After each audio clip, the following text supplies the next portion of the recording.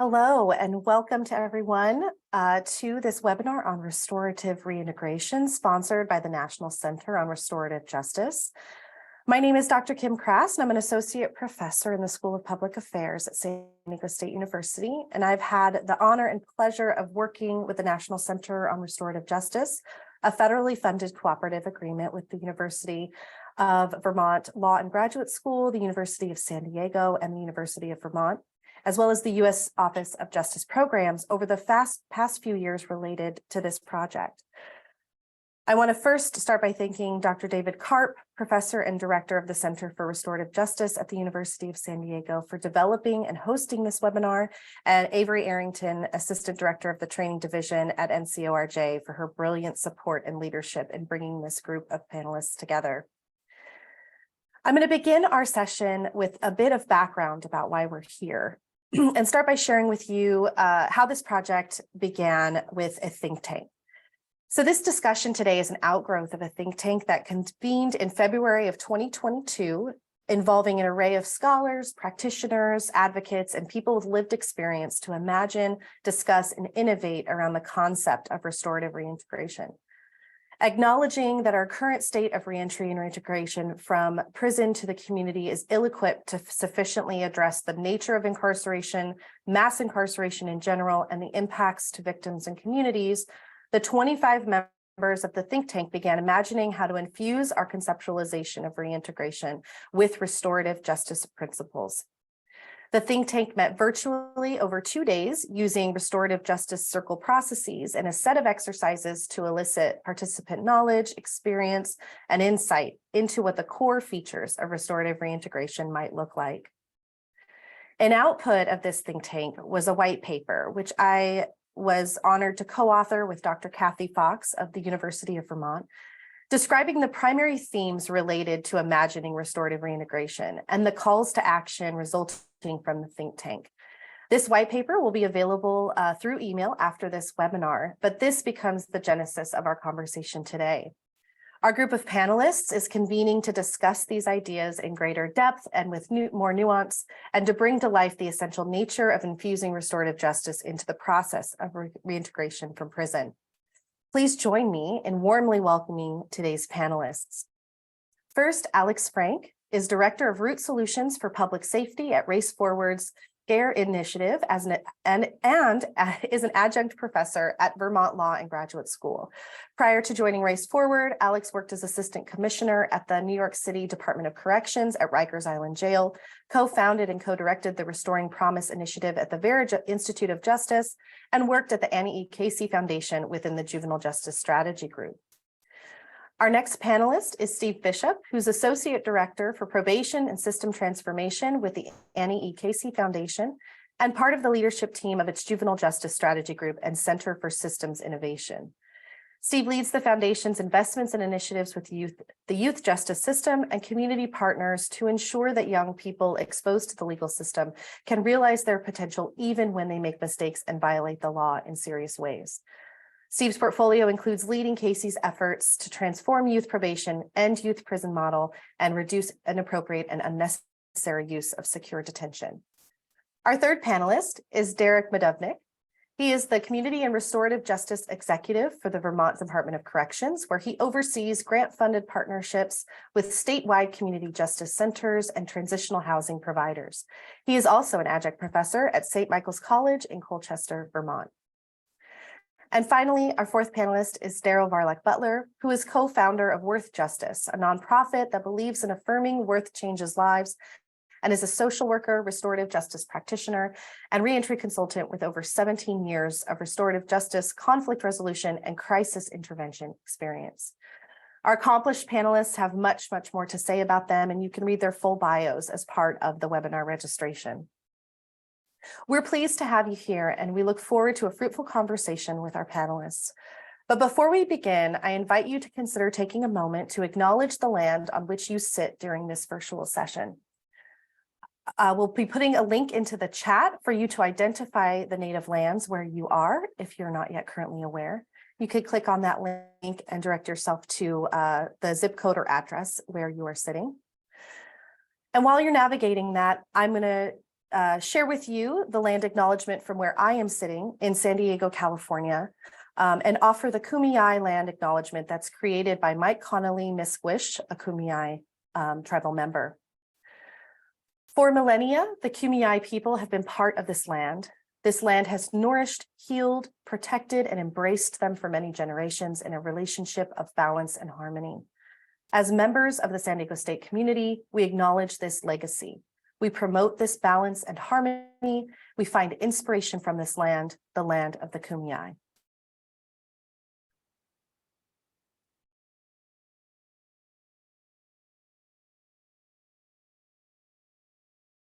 Thank you for taking a moment to acknowledge the land on which you are sitting as you join us for this webinar. So we'll engage in a dialogue today around the core questions derived from the white paper and also leave some time for Q&A. So during the course of the conversation, please feel free to put your questions or comments into the Q&A box. I'll begin with just a short backdrop and then turn it over to our panelists. So to begin, restorative justice is a framework for situating the response to harm done within a process that will work to repair and restore those who have been harmed. We identify in the white paper that imagining a reintegration process that is restorative requires moving beyond reducing recidivism as our primary concern, and instead focusing our approaches toward having a restorative dimension and fostering a sense of belonging in the community. To be restorative, reintegration must recognize the humanity of people who are system impacted, identify the responsibilities and the accountabilities to those who have committed harm, those who have been harmed, and the community overall. We must recognize the porous barrier between communities and the prison itself, and that healing must begin while people are inside. As we laid out these initial themes coming from the think tank within the white paper, it became clear that this was just the beginning of our conversation. So I'll now turn to our panelists to carry on this conversation and lead this discussion with a series of questions. So I open it up to our panelists first. What is the relationship, in your opinion, between restorative practices and reintegration? I will first turn it over to Alex. Hi, everyone. Good afternoon, and thank you so much for being here. Thank you so much for having me, and big thank you to the National Center and BJA for organizing this space. To me, first of all, just to acknowledge a couple of things. My background is I'm a social worker, I'm an artist, I'm an activist, and no one was more surprised than I was when I went to work as assistant commissioner at Rikers Island jail in New York City. I'd spent my career working from the outside and doing all I could from that point of view, and was tapped and asked to go behind the wall and work from the inside. And it humbled me, it changed me, and it informs the way that I'll answer this question.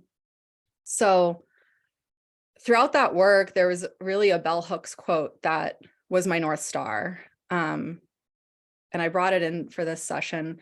She said, when we first learn about justice and fair play as children, it's in the context of telling the truth. The heart of justice is truth-telling, seeing ourselves and the world the way it is rather than the way we want it to be. And I think when I think about the relationship between restorative justice and reintegration, I think about that truth-telling and the history of restorative justice, the history of the justice system, the criminal legal system, and its roots in colonization and enslavement in America. Restorative justice requires that acknowledgement and that seeing ourselves and the world the way it is rather than the way we want it to be.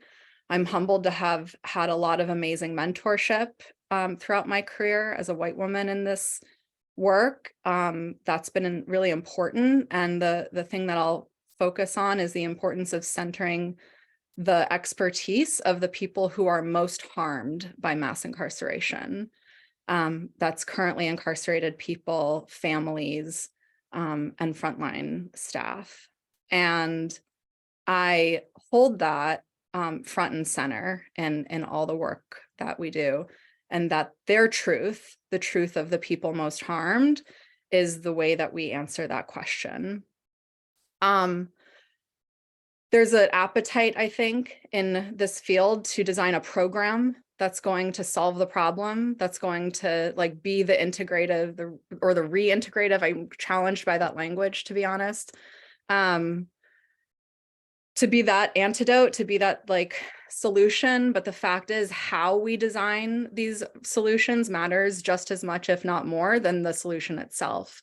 And that's where restorative justice comes into play for me. It's sitting in the truth of the history of how we got here, and what that looks like, acknowledging things like in the juvenile justice system, the founding principle was parens patria, the state is the parent, and the state taking command and control of young people and families' lives as a extension of colonialism and the foundation of mission schools and enslavement. Restorative justice is therefore a disruption to that, right? It says, it moves and channels and challenges power. It says the state's not the parent, messed up as that is in the history of that. It puts the power back in the hands of the people most harmed. And when we are honest with ourselves about talking about the power and potential of restorative approaches to address mass incarceration, to upend racial disparities and racism and white supremacy in the system, we are talking about disrupting power. And that requires taking risks, that requires, letting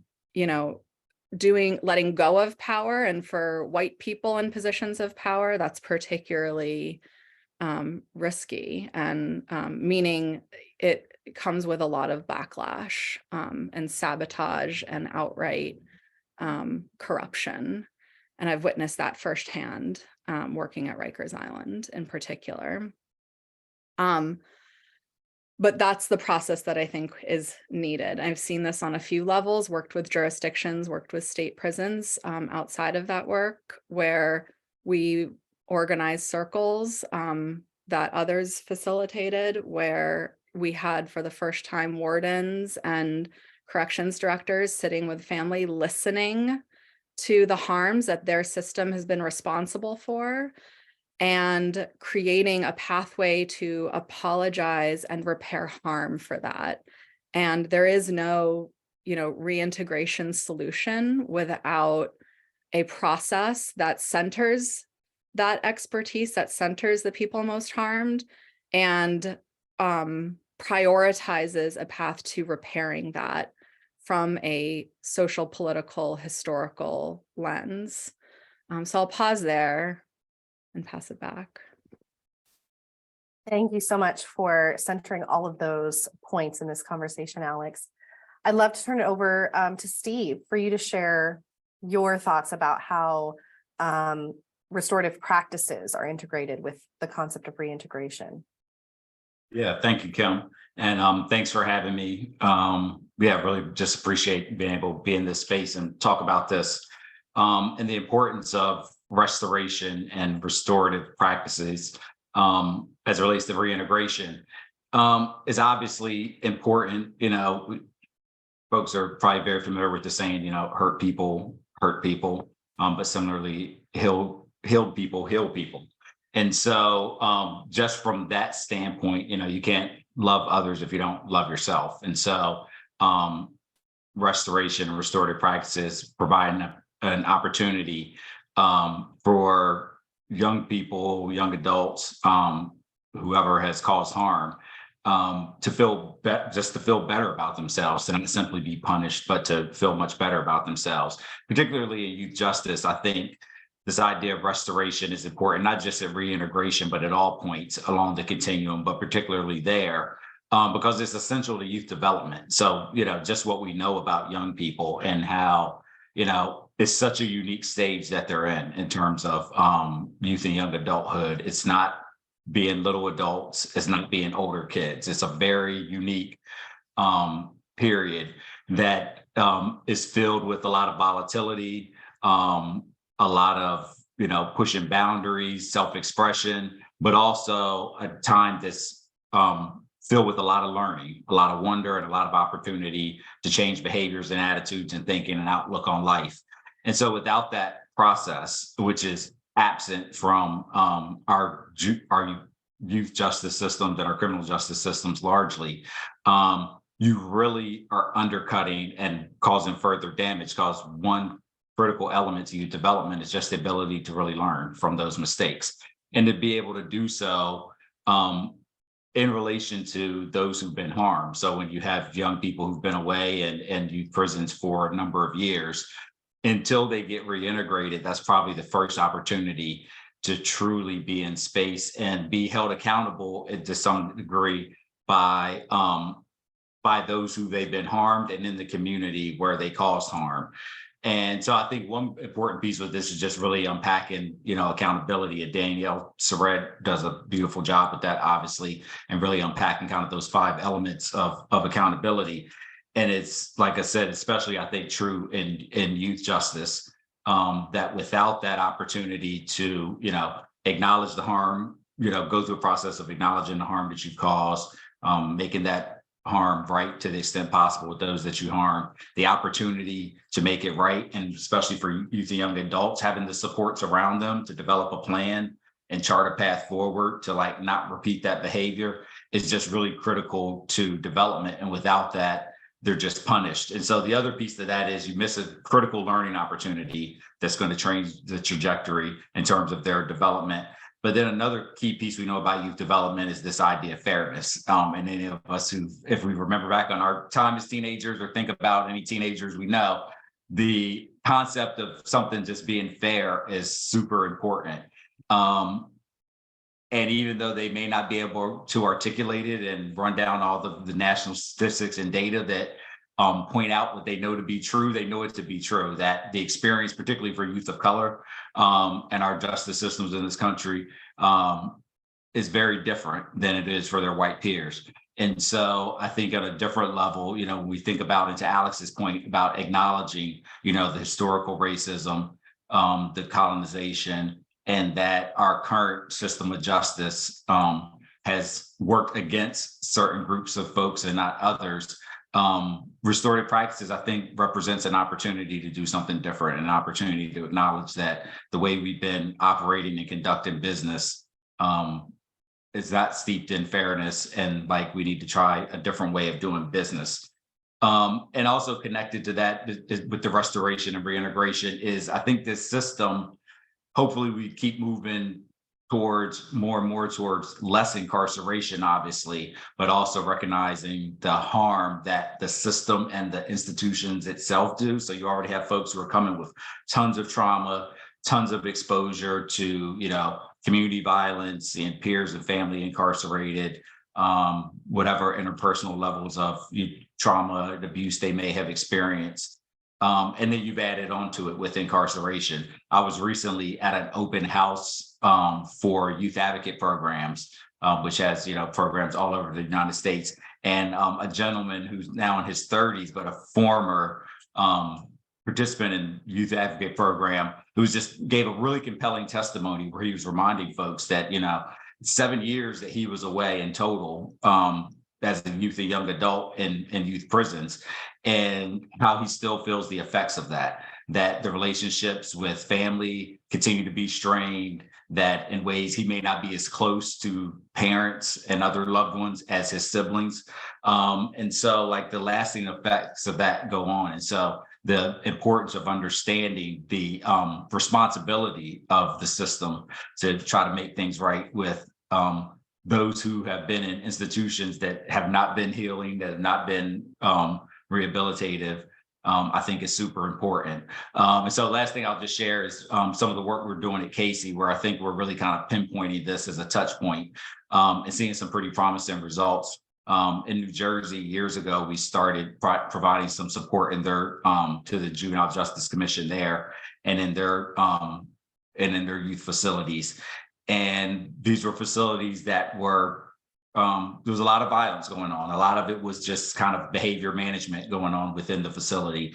And when we did some early even surveys of both residents and staff alike, they all were citing the same issues, but none of them felt safe. There was violence on, resident on resident, resident on staff, staff on residents. And so they common strand across that is not feeling safe.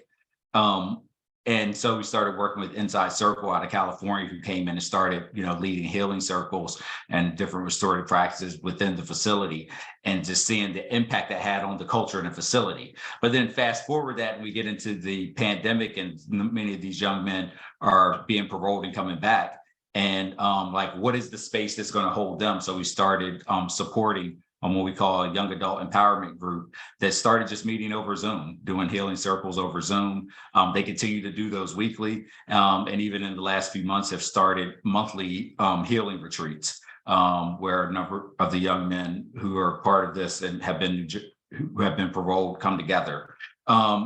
And what that's actually spurred is some of these young men actually taking part and being at the center of an innovation in Newark, New Jersey, organization called The Hub, that just a few weeks ago started hosting also in the community these weekly healing circles. So really both seeing the importance of it at reintegration, but then even as you're providing that space and that container as part of reintegration, recognizing how important it is to push it even further upstream and into the community at large.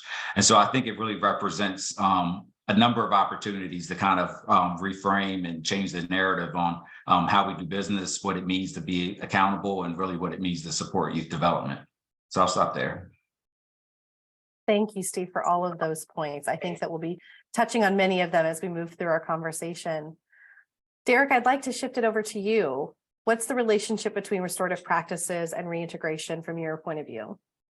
Yeah, thank you for the opportunity, and what an honor to already have listened to Alex and Stephen and try to build upon that. As we were sitting, just getting ready at the very beginning of this, I decided to reorient myself with Merriam-Webster's definition of integrate.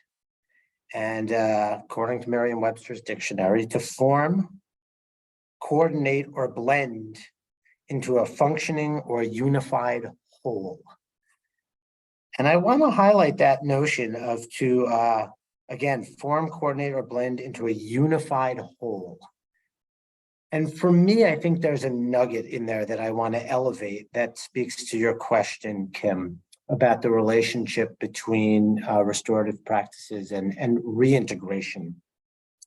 I believe that in order for us to approach the concept of bringing somebody back into community after a period of incarceration, a necessary ingredient to move away from the transactional and toward the transformative, and hence restorative, is this notion that we as the community have not been whole with the absence of that individual. And I think the prevailing and dominant belief that underscores policy and practice, and even well-intended practice, is pathologizing one in which the individual is broken, and the individual has been damaged and hence has done damage, and our efforts and attentions should be focused on healing that person to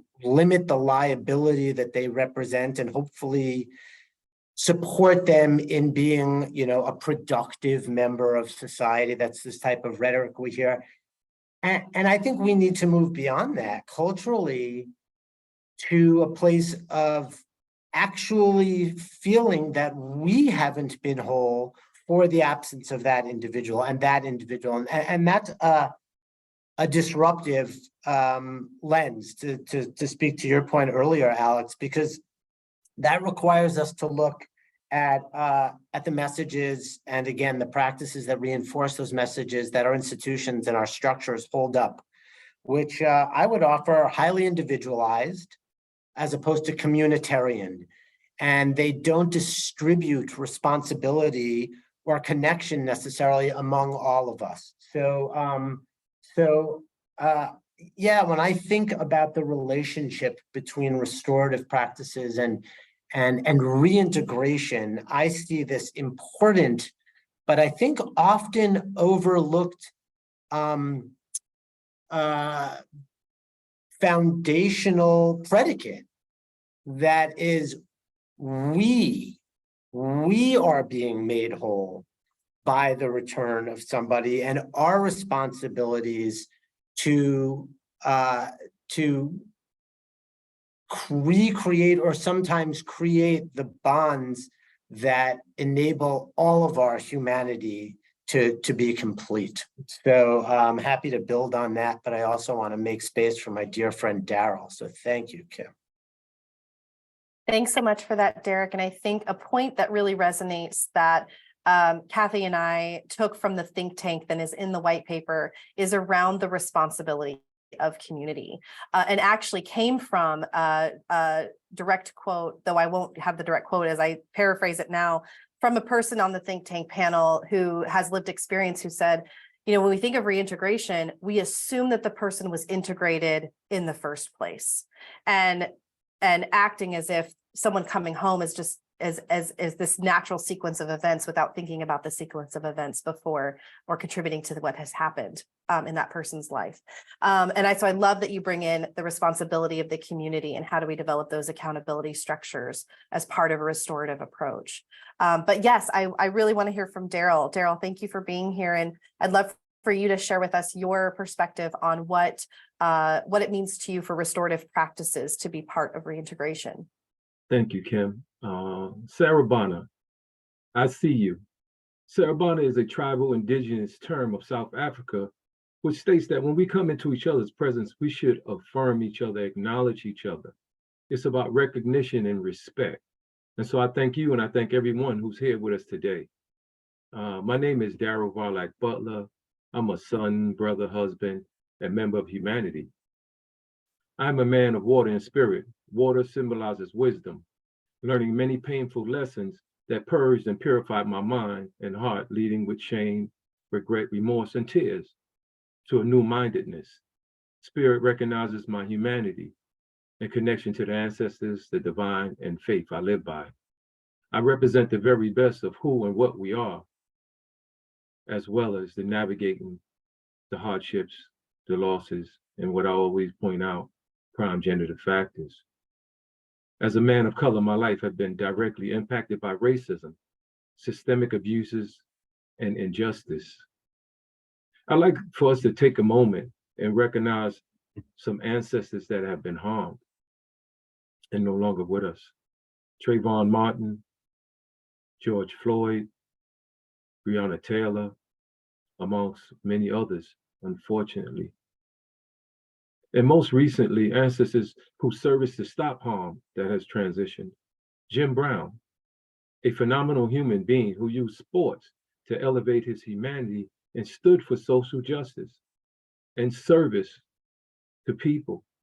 Most notably, in this aspect we talk about, he has the American Academy, helping people who have been impacted by the criminal justice system when they return. I want to recognize Harry Belafonte. He used education and arts, painting life on the canvas of a movie screen to elevate his humanity and example of servicehood, being a prominent figure in the social justice movement as well. He too supported reentry and higher education for persons system impacted. Finally, but not lastly, I'd like to recognize our sister, Tina Turner, who used music, song, and her transparency through pain, abuse. She challenged us to revisit love and empower women to be seen, respected, and for men to respect them. Can we pause for a minute of silence and recognition of our ancestors and anyone else that you would like to lift up as well in your heart and mind?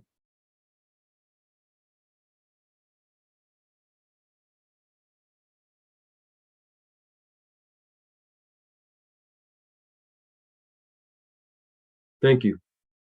Thank you for the moment of respect and acknowledgement for our ancestors who have paved the way towards social justice. I also represent Work Justice, an organization that believes humanity is worth fighting for. People are worth fighting for. Healing is worth fighting for. And a better place to leave the world than we inherited. We do this by acknowledging fundamental beliefs of Ubuntu, and that we are interdependent and interconnected. And if we are for each other as common relatives of one people, we heal harm and make the world a better place together. People impacted by crime-generated factors that were put into place by racism, people who are so much more than the worst thing they've ever done, people who have been released back into their communities and are playing prominent roles in their families, providing, educating, restoring safety, and empowering others every day to make better decisions as they navigate the very same systems that are still in place. Today, we will talk about reentry, and one of the things that I consistently raise up is that when you see a person on TV who has committed a crime or is being apprehended for one, you are seeing them at their worst. It's a snapshot. It's not the total picture of who they are, nor is one the total sum of how they may act in traffic, being attacked, or how they may act when they're hangry, right? When you're hungry, when you're hangry, you know, that's not who you really are, but someone who is not considering the whole sum and substance of you. And when we look at how racism and colonialism tends to use people who are of a darker hue, as that when they're seen at their worst, they're the sum and substance of that. In the restorative justice world, we recognize the history of and the root of othering as it continues to play out in everyday life, especially for people of color, men, women, children. Shamefully, in the back of our minds, we already think the darker the hue, the evil and more potential for harm. So it's natural we want to label someone as the worst thing they have ever done, in complexion with rooted fear.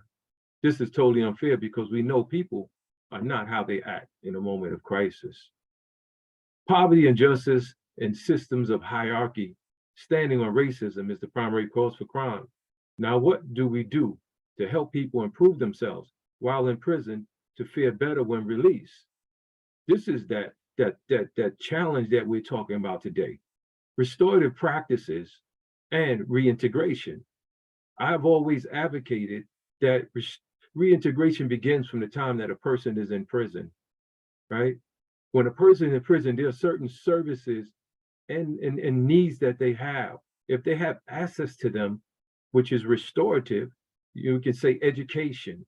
We can say, you know, at one time, people often thought it was therapeutic, but I think it's RJ. RJ helps one begin to see and look at themselves as how they have impacted the world. What you do to another, you do to yourself. That's in la case, right? I do not want to harm you because I know that I harm myself when I harm you. But when you are in a place, in a situation as a person of color, and you've been ostracized, neutralized, you've been denied basic services, healthcare, and those factors, you're not at your best optimum level. Excuse me. You are not in that place. You begin to act out of a place of desperation. Unfortunately, you hurt others. So restorative practices help one begin to look and find out where you got lost at. So that this way you can begin to take responsibility for that, the roles that you play, as well as responsibility for where you're going to move forward. And that brings about emotion, which is remorse. And therefore we begin to rebuild. And so the rebuilding process also is about the restorative principles, right? We believe in the power for change, the power for people to be able to bounce back, right? That they have so much other intrinsic work, value, gifts to add on. And I can speak that I've known so many men who have been given the opportunity while they were on the inside to take advantage of restorative justice, take advantage of higher education, take advantage of being able to create programs and even, you know, produce and give back with things like the Youth Awareness Program, in which members and young males were brought into the prisons. There was the first part I'll speak about briefly is Scared Straight. And I'm pretty sure many people heard of Scared Straight. And at its time, it would bring youth into a prison, and you would have, you know, men that would attempt to really, really frighten and scare these children. But when them children went right back out into their neighborhoods, that stimuli quickly eroded because what they were facing in their community was far more challenging than a few minutes when they was in prison. However, the difference with the Youth Awareness Program is that the men and people in there began to share their experiences and how they ended up in prison, so that children could take their own exploration into their minds and think about, is this where I want to be and what I want to do? That's restorative practices. That's what restorative practice is. It puts the onus on the person, as well as giving the person a chance to be able to think and have access to supports. And that's where you think about volunteers. It's so much more that I really want to speak to, Kim, as we move along, to be able to, to mesh this reintegration, because there's work to do, I think, for people to, to come home right. And it's important in our best interest to play those roles, to be volunteers, to create programs, to work with the prison administrators, to be able to, not only produce safety, but we also want people to get better. And that's something Stephen said, it's not about hurt people get healed. We're better to help someone get healed than in prison, right? They're out of the mainstream of society, and therefore they have the purity in mind and thought and time to be able to work on themselves, and then for return back home and play these roles of healing, these roles of mentorship, of fathers, adulthoods in their community, to begin to redress and how to deal and navigate what's still going on. And so with that, I guess I'll just leave it there for now, Kim, and I'll pass it back to you.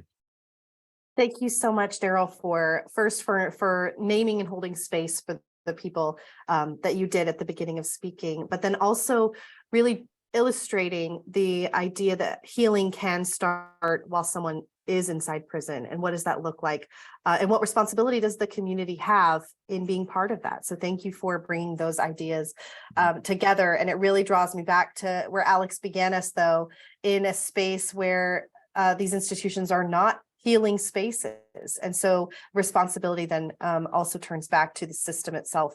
And so you've really all just drawn this really clear cycle about how restorative practices can be laid across all of these spaces and points in time.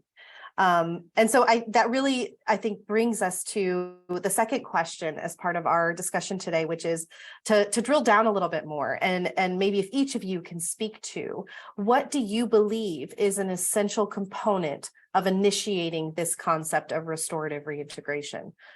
And so I'll circle back to Alex and start with you, if you won't mind sharing. Sure. When I was thinking about what my fellow panelists were saying, and I really appreciate, and I'm really appreciating being in this space with all of you. I think a lot about the role of, the way that we look at restorative justice as an answer to preparing someone to come home, but doing that in the context of a system that is operating at a status quo level, still operating with colonialist and white supremacist, and that history as its foundation, the best programs in the world, the most responsive, badass programs that I've seen still fall short in a system that is operating that way, still having a racist impact, still having a colonialist impact. And so, I even think about, Daryl brought up Scared Straight, and I immediately started thinking about there's been a lot of acknowledgement about the harm that Scared Straight did to individuals, to families, to communities. There has been very little conversation about the responsibility of the state-sanctioned violence that caused, and the accountability that the state needs to have to repair harm for that. And so we often ask, and Steve earlier spoke to fairness as a core concept for youth development. I think that's true for a lot of people across the justice system, that when something is fundamentally unfair, how do you locate yourself as a person who's supposed to take accountability, so to speak, in the context of a system that hasn't taken accountability for its harms? I feel like I'm turning from your question, Kim, but it's a circle that I can't square, right? And I so appreciate Daryl having in his background the EJI memorial, in Montgomery, Alabama. I've taken a few trips down there and even held learning exchanges down there as part of my role at Race Forward with people who work in the in correction systems and justice systems around the country and before. And I think there's a conversation about the relationship between becoming proximate to that history, and not just by traveling down to Alabama, but by looking in your own history of the system that you are operating in or that you are walking through. You know, I think about Rikers Island in New York City, and part of what we did was first and foremost acknowledge the history of that island. This was June 2021, the height of the humanitarian crisis that continues today and has long continued for decades prior.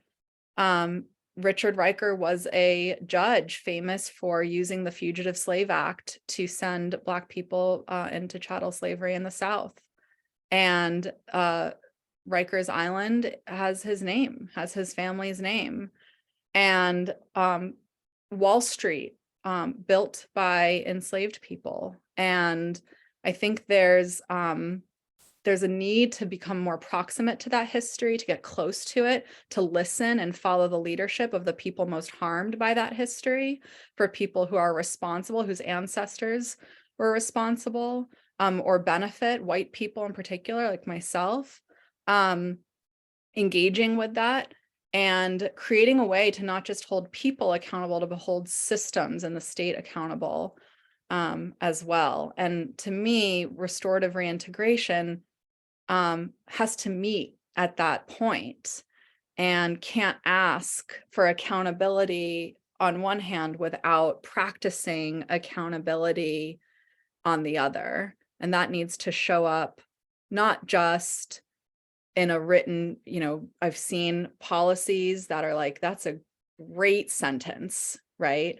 But it does nothing to challenge and change power. And what we're ultimately talking about, and I said this earlier, is about disrupting power and putting power, moving power away from the state and to community, to the people most harmed, to incarcerated people, to formerly incarcerated people, to their families. And that's a fight that people have been fighting for decades, right? This is not a new conversation. I think it's really important to acknowledge that people have been fighting for this forever. And, but we're still there. And there's a narrative also that like, we're not, and I think it's a problem that we're not gaining ground, that we're not like moving things forward, but we are. There are wins. And I look to places like Chicago, where the tension between tough on crime as the ballot versus reform, and reform won. And so, I hold that as well when we think about what possibilities exist. Thank you for those examples. And I think you absolutely brought the question to life with the way that you just described that. The essential component I took from this is really also what you named in the first question, which is the truth telling and accountability from the system in order to actually become a restorative space. And so that is also one thing that you brought up, and I want to uplift from the think tank, is you really brought to that space and those dialogues about not always centering on the individual who's committed harm, or not maybe only focusing on the person who experienced harm, or just the community. Like, you've really brought that up to life. And I want to honor that and thank you for sharing those pieces. Steve, I'd love to ask you the same question. What's an essential component in your mind to moving toward a more restorative reintegration process? Yeah, I'm actually gonna, I think, kind of pick up where Alex kind of dropped the mic, and with putting power with community. And I think that's best demonstrated through investment. And so one of the things I probably should have shared even at the outset. So my background, I was a juvenile probation officer early in my career for several years, and a supervisor, and then did state policy work. But all that state policy work was in providing training, technical assistance to juvenile courts, juvenile probation officers. And so a couple interesting things I take from that as someone who was a probation officer in the neighborhood, the underserved neighborhood that I grew up in, and trying to help young people navigate the system. And I think I was, you get in the position of being an actor of the state, but that certainly isn't what brought me to the work. It was understanding for the barriers that many young people in my neighborhood faced, and trying to help them navigate out of that. And now kind of seeing where instead of helping people beat the odds, we really want to just change the odds for everyone. But I've referenced that probation background because it's always interesting to me when I share with folks like the history of probation, which is John Augustus, who was a bootmaker in Boston. And, sat in the back of the courtroom, seeing people be in jail for pretty minor stuff, and offered his services to people to apprentice. So the two big takeaways from that with me, which is one, he was offering opportunity and support. There wasn't, all these rules and conditions of probation and, court services, electronic monitoring, none of that. He was offering real simple proposition of like opportunity and connection. And the other thing is that at the time, at least, it was an absolute genuine innovation in the field. And that's not to be a proponent of more probation. We need less. But the idea is that it was an absolute innovation in its time. And that innovation came from a community member, not a judge, not someone within the system. And so I hold some promise, as Alex said, when you see in different places, Chicago, add to it Philadelphia, overwhelmingly brings back a reform-minded district attorney who ran on that platform. That gives me hope. And the places that we work with, it gives me hope because it gives me hope and concern, because at the same time, we see the use of like pretrial detention going down, use of incarceration nationally going down. We see the disparities actually increasing. And I hear from a lot of system leaders, both this understanding that the system needs to be smaller and focused on the folks who we're all concerned about, who have caused harm in their communities, but they're struggling with but what do we do to both hold community safety and help make them whole, understanding we can't jail our way out of it. And so it's a good thing that they're in this place of we can't jail our way out of it. I think where system leaders need to turn the corner all the way is understanding that you don't have the proximity or the credibility to develop the innovations that's really needed. It rests within community. It's being done in communities on shoestring budgets. And what we can do best is to make sure that those organizations and those people that are running those organizations that have the credibility and the proximity have the resources and aren't chasing grants year by year, aren't looking over their shoulder trying to figure out funding streams and decode all these complicated bureaucratic processes, but that we are restructuring how we think about justice in a way that we see community-based organizations as the primary mechanism for service delivery in all its beautiful shapes, forms, and fashions, with a lot of innovation that we don't even know is there yet to be discovered, but that we're really resourcing in that way.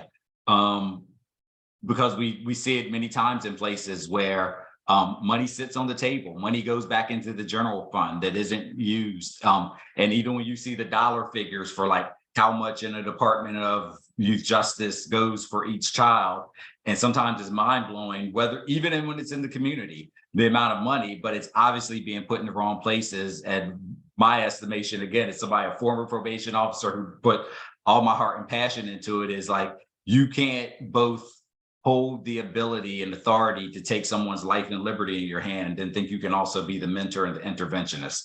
That all has to exist in community, and it has to be resourced and funded in a way and accepted and acknowledged in a way that we know like those should be the primary people. It doesn't sit with, the knowledge does not exist in core correctional practices or BIT or any other curricula out there that probation departments all over the country being trained on. That power, that ability to really transform lives of people exists within community. And but that means money, not just platitudes, not just talking points, not tokenism around policy-making tables, but real funding that shifts power. Thank you for that, that illustration, Steve. And I think you really using the example of probation, especially youth probation and its history, also makes us think about specifically how these systems are. And one thing that comes up for me when you're speaking is how there's a real tension between the workers in the system, the people that join this. I like how you said it, not to become state actors, but have to acknowledge that they are state actors. And how do we then disrupt this kind of normal course, this thing that we think is so normal? So thank you for drawing that. Which I think, as you brought up probation and specifically to the system, is a natural segue over to Derek, since he is within this correctional system in Vermont, to speak maybe to his view on the essential starting place for restorative practices. Yeah, wow. Such inspiring dialogue happening here. And I also want to spotlight a great chat posting that I believe Avery just provided too. And I'm so glad you mentioned John Augustus, because I love that story, Stephen, of, in fact, this behemoth that we know as the practice of probation has, in fact, as you well described, its origins in a local community member watching the revolving door of the court process and saying, I've got something to offer here. I can give of my time and my skill and do right by my community and by this individual. And lo and behold, that worked, right? And it worked so well that we did what we do in sort of an industrialized society. We said, oh, we better have a job called the probation officer. And that moment, which again, I think was a relatively logical and well-intended one, is when I think we took a transformational impact and we made it transactional, because of course the probation officer is not housing that person, is not taking those levels of personal risk, is not offering that reintegrative capital, if you will, that I think is the secret sauce to why John Augustus had such great impact.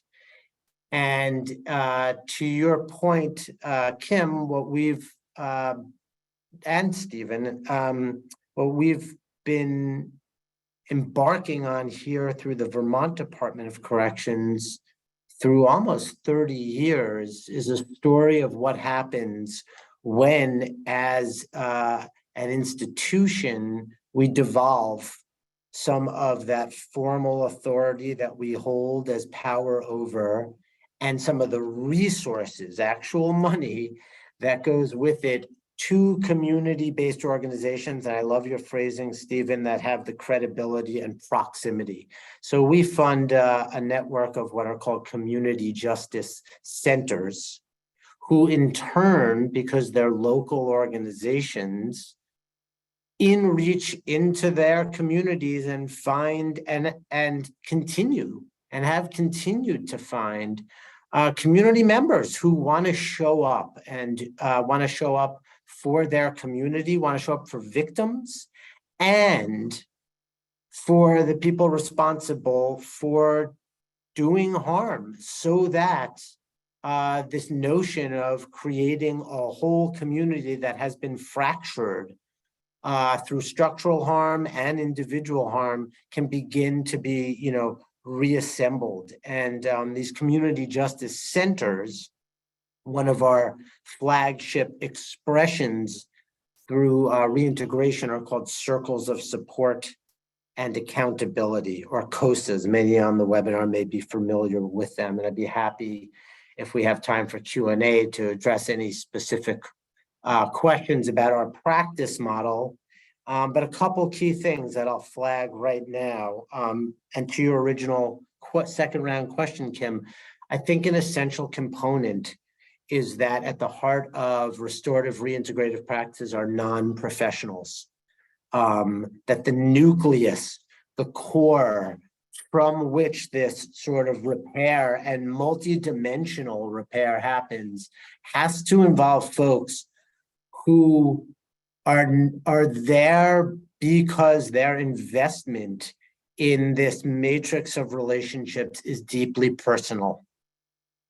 And I think that that's what we see. And in the spirit of restorative justice, and again, thanks to that chat note, I'd like to offer a very brief anecdote that I just received. Our community justice centers gather and share narratives through their own newsletters. I just happened to have received this from the Orleans County Community Justice Center. That's in northern Vermont. So if any of my friends and colleagues connected to any of the community justice centers in Vermont, and especially the Orleans one are here, thank you for sharing this anecdote. It's de-identified, and it's entitled Meet DJ.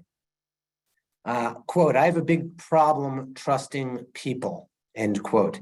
DJ sounded positive despite this comment. He was talking about being released from prison and meeting with the COSA team at the Orleans County Restorative Justice Center. I didn't want to go there at first, but I'm glad I did. They listened. They gave me feedback. They didn't judge me.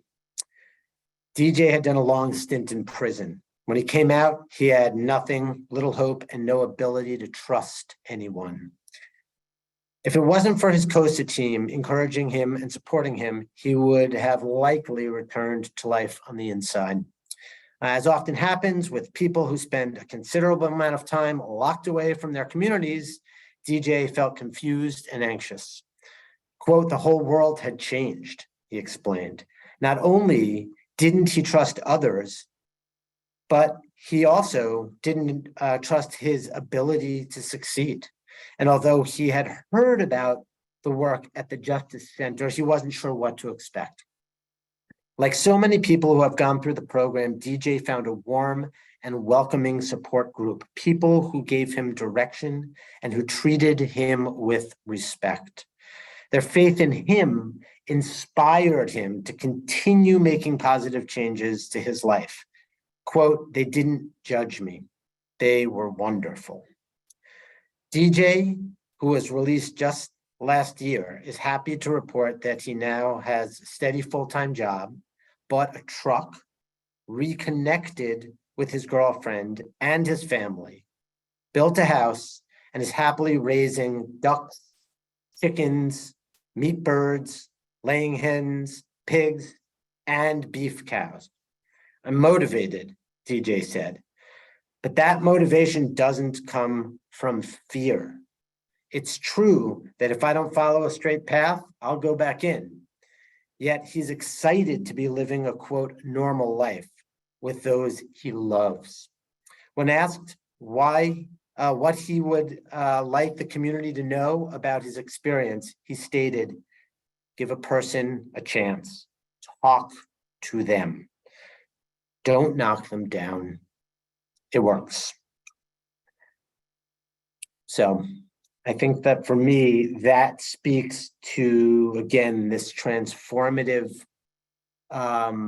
impact and repositions the opportunity of government to be a facilitative agent in the transfer of resources to enable the community to do that, to do what it can do, which is express real care and concern. The one text I would point to for those folks who like to learn through the written word as well is a foundational source for me, has been a book by a gentleman by the name of John McKnight. His background is in community organizing. I believe he's been associated with the University of Chicago. He wrote a book a little while ago now called The Careless Society, Community and Its Counterfeits. And he talks about basically the professionalization and the industrialization of care and how that has in fact rendered it largely ineffective and created massive dependencies and taken away the indigenous processes and instincts that through which care has, historically been provided. And so we try to take our cues here from that inspiring work and we've seen amazing results. So bring it back to non-professionals and have that space held by the folks who can do that work. And in doing so, address Alex's point about responsible role of government and working towards accountability. So thanks. Thank you for those essentials, and also for uplifting DJ's story and sharing that resource too. Daryl, I'd love to turn the question to you. From your viewpoint, what's an essential component for making reintegration more restorative? Wow, you know, that's that's loaded, right? To add on and not, you know, the same path and reiterate what's already been shared, that's obviously part of it. I was jotting some notes and things were coming to me. And I know, you know, one of the things is just the mindset of prison, right? In terms that, you know, people in prison are not sent there to be punished. The punishment is being there, right? Because that's unfortunately what tends to happen. And we know there was studies done about abuse and that way where you had a certain select of, you know, college students play guards and the other was, and they locked them in a cell and, you know, and they had to break it down and shut it down and stop it because the one with that sense of power became so abusive to hurt to others. And none of them had committed a crime. They were just acting out. So I think that's, you know, one of the basics that we have to get into the psychology and be able to, you know, get people to recognize that people in prison are people. They're human beings. They're sons, their brothers, their fathers, their mothers, sisters. You know, they are ours. They belong to us. They are of our community. And as we recognize that, in New York State per se, there's no state prison in New York City. You know, we're over 60, I don't remember the exact percentage right now, but it's 60, 70% of all persons locked up in New York primarily come from the urban areas, New York City, and then you can look at Buffalo, the second largest, you know, city where people of color live. And so they fill up all these prisons in that way. Nevertheless, I want to shift also that also has changed is the times of people who are in prison. In the 60s, in the early 70s, you had convicts and you had hacks, right? Then you shift and you had prisoners and prison guards. Then you shift and you had inmates and you had correctional officers. Each one of them was the embodiment of a social consciousness construct of how they viewed and interacted. And you look at the 60s and 70s, there was more of a socially conscious people of colors, particularly who were in prison, right? So therefore, they may have committed crimes, but the way they comported themselves and short they embedded themselves were different. And those lingered around began to pass on and help others who came in, you know, that was the next mode, which was prisoners. And then you shift down, you know, of course, unfortunately to inmates and that way. It left a longing of a consciousness, right? So one of the most important things, and I was jotting some things down, I think definitely is the family reunification. You know, support families who are trying to be and support their loved ones while they're away. People who have and maintain that relationship to the degree as best they can, they seem to try to balance back, remembering whose they are. I remember a time ago, there was a counselor who kept asking a question, who are you? Who are you? And the person kept responding who they were. And finally, the counselor said, no, when someone asks you that question, they're not asking who you are, it's whose you are. Who do you belong to? The comment came up earlier about proximate, right? Know your history, your identity, because in it, you will find your purpose and your mission. And you begin to gain a different shift in how you bounce back, how you take responsibility for the trajectory in which now you want and felt and recognize you should have always been on. And likewise, that responsibility means that you take steps of accountability. You acknowledge in corrections, you're not allowed to reach out to people who you have harmed, because we don't use the term victims. We acknowledge a person has been hurt. And so you have no real level to be able to reach out to that person and say, I'm sorry. And there are many people who are in prison, they want to say, I'm sorry. That's the power of the restorative justice as we look at it, that's allowed in many cases to operate in some prisons, right? You're allowed to bring people who have been harmed together with people who have harmed. So this human exchange can take place where healing can come out of it, because now there's hope. So that's one of the other things. I say that's part of the interpersonal transformation that I wrote down too. That's also important. It comes with education. I remember Viktor Frankl, Man's Search for Meaning. He said, "He who has a why can get through almost any how." And he was a survivor of the Holocaust. One of the worst things that you can experience, as a people. And of course, we do know about the global slave trade, in which the atrocities of the indigenous people from Africa have suffered, and they still suffer to the degree that they have not been acknowledged, and they continue to be on the bottom of that list. I say one of the other things that's very important is volunteering. We need people from the community to get involved, to come into these prisons, to engage with their brothers and sisters, their children that are in there. There's nothing that speaks life into another human being than someone from their own community being allowed to access it and go in and sit with them, talk with them. And you have many, different prisons that allow this. One of the things I definitely remember, different groups. I remember one of the things that men used to do on the inside, they was allowed to do, which was to develop and educate and teach themselves. And they did it through being able to charter their own chapters on the inside. So one, they had the inner mind JCs, which was an organization on the outside that allowed them to be able to a chapter and begin to teach programs on entrepreneurship in that way. Then you had the WNBC, NACP, excuse me. I was just speaking a little bit so fast, the inner chapter of the NAACP, where they also was allowed to be able to create organizations and teach people on the inside how to be a director, right? How to be an administrator. These different skill sets that are important for the development while one is there.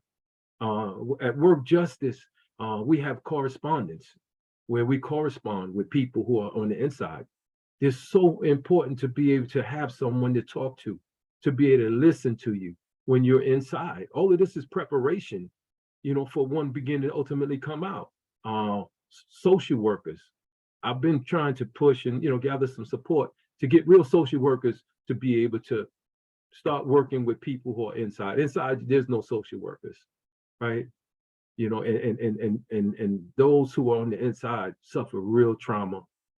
They have been harmed. They continue to be harmed psychologically, mentally, emotionally, solitary confinement. You have people in prison more so now with disabilities, the deaf. It's just, so much that's going on where humanity is needed to start stepping and going into the facility to prepare our brothers and sisters, our children, for one day being able to see themselves out. The other thing is family, consultation. That's something else we do. To be on the outside, where families have someone to talk to, when something happens. I just had a friend who reached out and said that she got a phone call from her husband's friend and he was stabbed 4 or 5 times. She's steady calling the prison and nobody's responding and no one's talking. But you can imagine what that's doing to, her and her family. There's no one per se, that is there to stand in the gap. And so what is that doing towards reintegration and preparation? It's making it so much more harder. One of the things I do recognize is that it's important. You recognize that there are limitations to restorative justice. And that's what we also want to acknowledge and fill the gaps. One of the things that when a person comes out in 5, 10, 15, 20, 25 years, a significant part of their life has been absent from their own development, as well as their own being present with their families and their loved ones and their children, right? That means that the developmental stages of being there to help their children has missed. Financial contributions have been missed, right? And even in the community, their presence and just mentoring and being around has been missed. And so now when one comes out, they have to navigate that. And so therefore, what is needed also after the restorative practices and rebuilding oneself is now that segue for when one comes out, right? What services are there? What services are there to help one begin to find employment, find housing, right? To also be able to have counseling when they get out. It's a big jump from being a dependent and someone telling you, when to sleep, when to eat, taking no responsibility to the degree, and now you have to assume all of that. And so, yeah, I guess I cut it. As Kim and I think y'all know I can go on. One of the nicknames they used to give me was "Whoa," like "Whoa," because I really believe in this, in that we are the answers. We hold the solution, and it's by us coming together. And one more thing I would say, that what is needed, right, is forgiveness. What is needed is compassion, and what is needed is love. And none of that is solved. People tend to think love is solved. Love is the hardest thing you can do. To love someone that has hurt you, to love someone beyond the hurt they have done, to still see the best in them, that takes courage. And that's what's needed in this, the restorative process, in preparing people to come out, to know that they're still loved. And they're more than what they have done, so that they can unleash the love in them too. Yeah, Kim, I'll pass it back. Thank you so much, Daryl, for painting that picture for us, all of the challenges, but importantly, centering us back on the heart of the matter. Why we all approach the work from this space to begin with is that love and compassion and place of forgiveness. So thank you for bringing that. A third question that panelists we're going to answer was around what was the necessary action step in your mind, but you've really all addressed that piece as you've talked about the essential components. And I think that lets us move toward opening up space for what people have provided us in the Q&A function. I would like to start, because I think it speaks to something you brought up, Daryl, around not thinking that RJ is, the final solution for solving these types of problems that we have all named, and that we have to continue to refine it so that it can be refined in its implementation. And so in the chat, Fania Davis provided some commentary that I'd love for anyone to speak to that would like to, and I'll read that commentary. A note about language. I'm wary about adopting the term restorative practices in lieu of restorative justice. The original intent, I believe, was to find language that would distinguishes restorative work done in settings outside the criminal justice system. I prefer always to use the term restorative justice, however, to acknowledge the insidious presence of systemic racism, colonialism, white supremacy, and all manner of inequity that continues to pervade every aspect of life, to remind us we are always doing justice no matter what the settings are in which we work. This approach allows us, as Alex says, to be more proximate to our history and a form of truth-telling that pervades every aspect of our work. And so I turn it to you, panelists, about any distinctions we might make between restorative justice, restorative practices, etc. First, I'll just add is Fania Davis. I'm sorry, thank you for correcting me. That's the pronunciation of the great mind and the blessing in our time in this field. And so that, for her to type us an this question, that's not something you just, you respond to. We have to pause, because first what came up with me, it was just more of the detail oriented steps. But no, she raises something else up now. So I want to process. I want to process that before I respond. But I want to thank her, for asking us to draw closer, because colonialism, racism, and co-opting, is why we're here, and we want it to be authentic. We want it to be a representation of the needs of the people who suffer and who are harmed the most. So, someone else wants to jump in. Hesitant to, is as you said, Anya, I think speaks for itself. I'll just say, so I can definitely appreciate that comment though about restorative justice as a term, and what it makes me think about. One of my favorite quotes is Cornel West. Justice is what love looks like in public. And so in that way, it really does transcend the justice system per se, but really the idea of like in community, like us as people and in communities with each other, the obligation and responsibility for justice, and not the way that we practice it or the way it looks, but one that really is restorative to all parties. So in that way, that quote, justice is what love looks like in public. So what is our expression of that? And I think that restorative justice really provides a blueprint for that. One thing I'll add, first of all, like, yeah, I'm just so appreciative to be in your presence if you're still here. But one thing that it reminds me of, which I think is a really important reminder, is how important language is, and to be rigorous and precise in our language and to understand its meaning and where it comes from. And this is such, using restorative justice and the way that you framed it is such an important gift in this chat.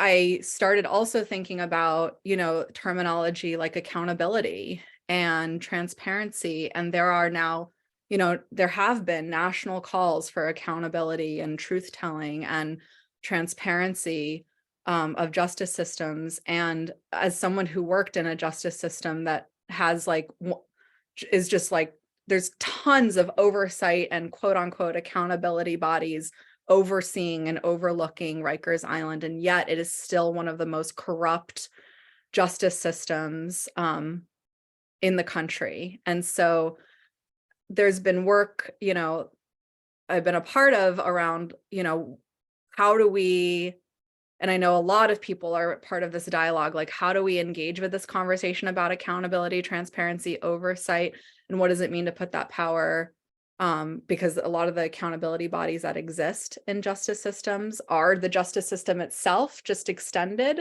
And I just want to recenter the idea that like language requires some rigor and some precision, and to understand its history and context and the reason why certain terminology was introduced and who introduced it and where it came from. And that's all part of the importance of history, and especially at a time when it is risky to learn history, right? There are states that are banning books, that are challenging the idea of learning history in the classroom, particularly history of Black and Indigenous people.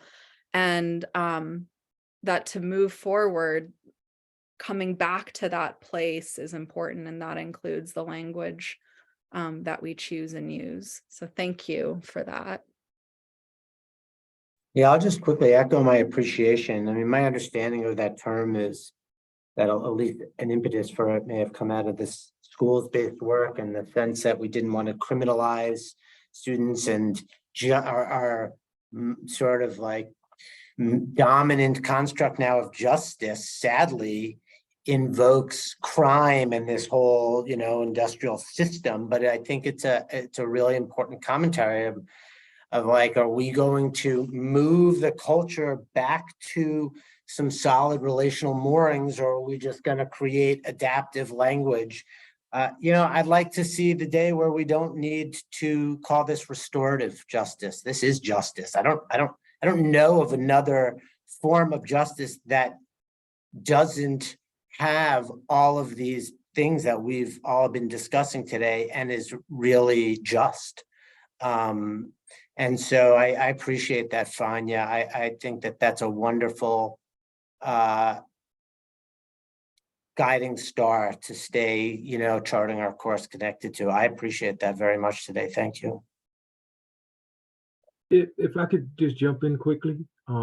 Please. I'm looking at some of the Q&As, and I just want to acknowledge the Latinx community who have definitely shared that they wish that it was a Latin speaker, here also to be able to transcribe or, to help. And thank you for sharing that. And I'm sure, Kim, Avery, I'm sure we will look into that, whether it could be transcribing that with it. Thank you. It's not intentional. We are very much all connected, and that language is so much important for us to connect that we should be able to understand, be able to speak. So thank you for raising that up in the Q&A. Yeah, thank you also, Daryl, for uplifting that. I want to make sure we do address that's acknowledging the cultural connections and cultural competence of people doing this work and the various communities that need to be at tables like this one. I think is really, really important. So thank you for bringing that forward. We do have just about 8 minutes left, and so there were several questions in the chat that are around the same topic of a central kind of reentry or reintegration element, which is employment. And so several of the questions are around, what needs to happen for employers for accessing employment from a restorative frame that can help support reintegration.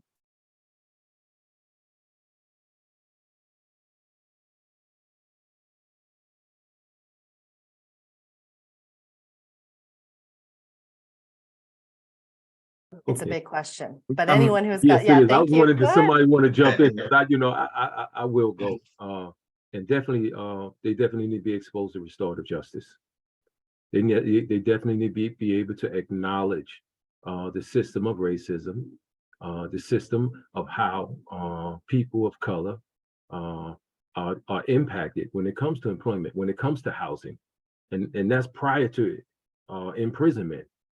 And it's so essential, even giving them a fresh start coming out. So I think that's ground one, where I know there are many agencies and organizations who are now, becoming aware and informed with restorative justice, and then begin to create departments, HR, departments where the same way they do here in the city for people with Section 8 housing. Perhaps there need to be some divisions that are set up in some of these big companies where they will hire X amount of persons returning from being away, as well as invest in these prisons, whatever potential their company is doing. Perhaps they can work with the Department of Corrections and see if they can get a certain training there that's going to be relevant for people when they come home also. Many of the programs that many of the men and women learn in prison are not transferable. It's not. So when they come out, they're starting from scratch. They're older, right? And competing against a younger population. They also have that felony. There are many bars, and they're restricted and harmed from even pursuing certain occupations, which need to be lifted. So those are just a couple that just came up for me. And I know we short of time. I want to give everybody else a chance to add on.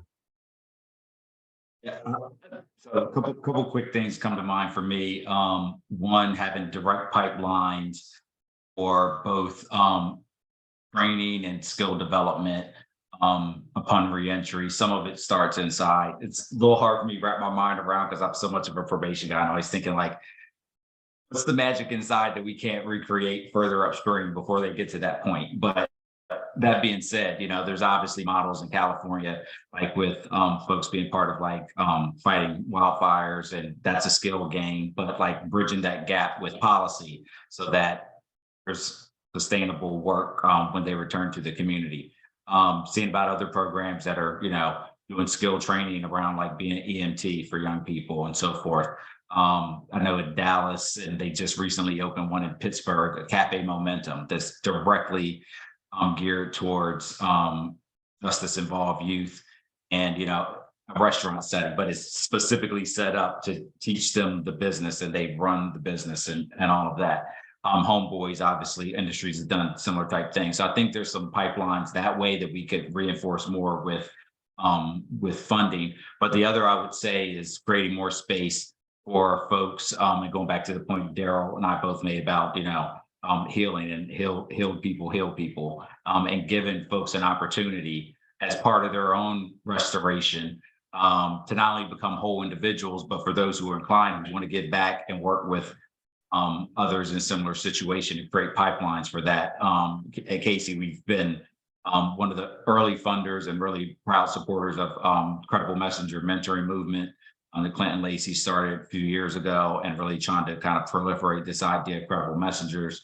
And then also seeing spots where folks have used like AmeriCorps funding. Need a lot more funding behind that, but, because the original concept around AmeriCorps was largely, white kids in the suburbs working in urban settings. And so $17,000 a year as a stipend was fine if you didn't need it. But so we need to kind of fill the gap to make those living wages related to AmeriCorps larger and more, really living wages. But I think those create real opportunities for folks upon reentry to be working with populations that they have credibility with, that are young people in similar situations and pathways to their own. And so there's some pathways there. We just need to reinforce them more with funding.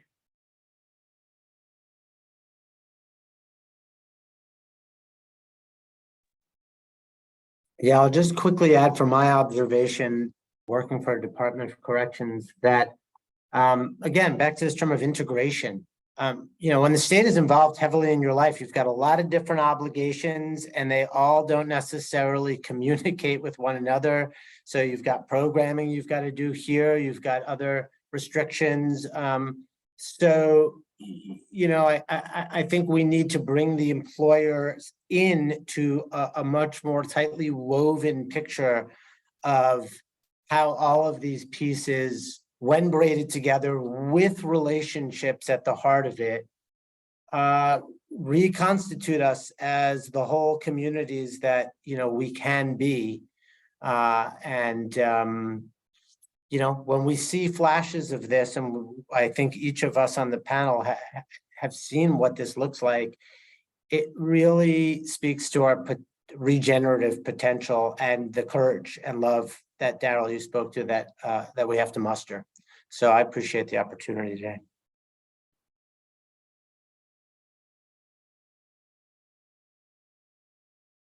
Alex, I want to make sure I give you an opportunity if you had a thought here, just in case, but if not, that's okay. I'm okay. I appreciate all this. I just saw, I've been trying to look at the Q&A and track. There's so much to discuss in this context. Fania Davis shared another gem of a comment to talk about the way that anti-capitalist consciousness needs to be infused in this work. I mean, that's like the next panel. We gotta, not even panel, that's like the next, gosh, that's, yeah, such an important piece of this, and not piece, like foundational element to work from, analysis to work from. And I just appreciate that this is the start and to be a part of it. I've learned a lot. Absolutely. Yeah, thank you. Thank you so much for that, Alex. Well, in the 30 seconds we have left, I want to thank everybody for participating in our webinar today, and many, many, many thanks to the panelists, to our think tank members.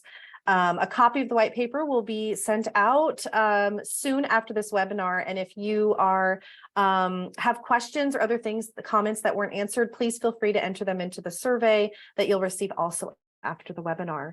And so with that, I leave my gratitude to everyone for participating, and I hope everybody enjoys the rest of their day.